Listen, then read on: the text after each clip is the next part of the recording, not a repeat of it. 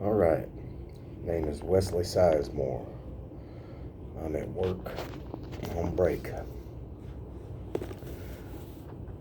I have a goal and a vision for transition homes and recovery centers for people coming off of alcohol and drugs.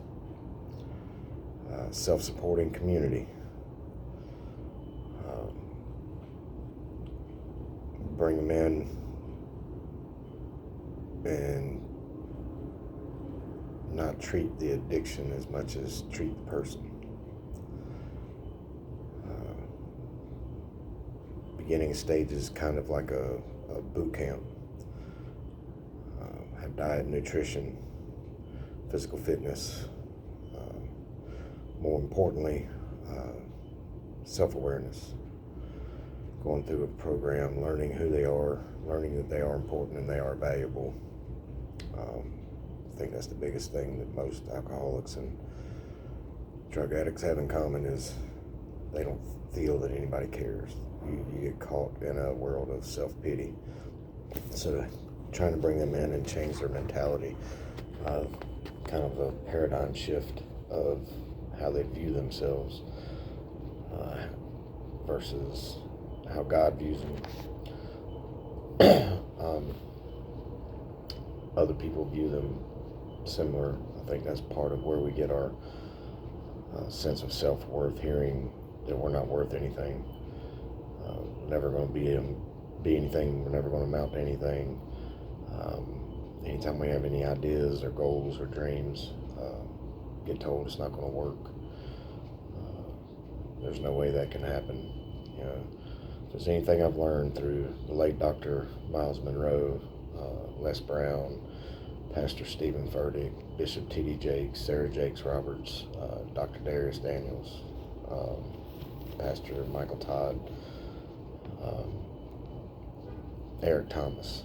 I mean, a lot of these guys came from nothing, started with nothing, and have established reputation through discipline and self-control. That's something that most addicts and alcoholics lack extremely.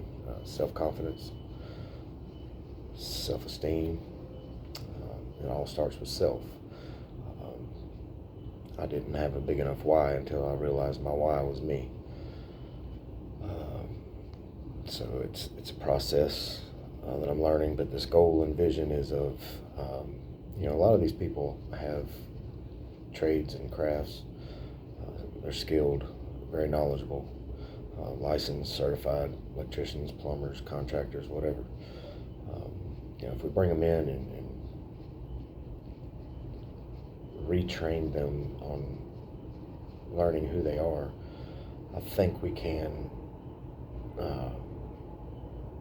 through giving them a sense of value and help them establish their own companies while living through this community, we can also create jobs for others that are coming through that don't have any skills or trades to work for these companies.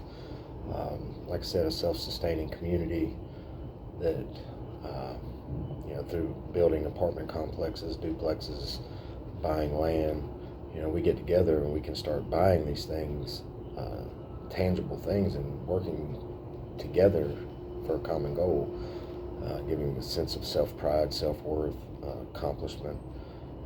And it takes time. It's a process. It's not like you bring them in 90 days, you send them back to their families. This is a family-oriented program I'm trying to instill. The reason for the apartment complexes, building them, buying them, so they can bring their families. I know it seems like a lot, but one thing I learned through a previous marriage was I was told that my problem wasn't the family's problem. And in a sense, that's true. That's very true. But in a sense, that problem creates problems for the rest of the family also. And if you're not working at it together, you can't remove the so-called problem from the environment, go get help, and then go back to the same environment. That's not very conducive. That's, to me, that's a form of insanity. You're going back to the same place and expecting to not fail again when you're already dealing with an issue that's very difficult to manage in and of itself. Yes, it's because of self it is created. Not knowing what these internal issues are inside of us, which is why we need self-awareness. Who am I? What are these problems that are rising up within me that cause me to use or drink, or even just a messy. I mean, it's not just an addiction or alcoholic problem. It's a life problem, and people struggle all the time, and it causes separation, whether it be families, relationships, business, work, whatever. These things can be addressed. So, trying to find people that are willing to help with this vision, this plan, this goal, whether it be through financial resources, time, donations, whatever. So I'm gonna put this out there. My email is sizemore, SIZEMORE, Wesley, WESLEY, 305@gmail.com. Sizemore Wesley 305@gmail.com. If you would send me an email, contact me. I'm really trying to get in touch with the ministers and the motivational speakers that I spoke earlier. Pastor Stephen Furtick, Bishop T.D. Jakes, Sarah Jakes Roberts, and her husband, Les Brown, Eric Thomas.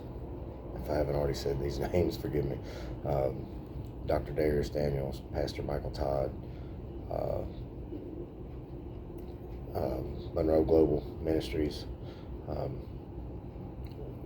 Really would have loved to have incorporated Dr. Monroe's teachings into a personal relationship with him. That's very unfortunate, but that's where we are.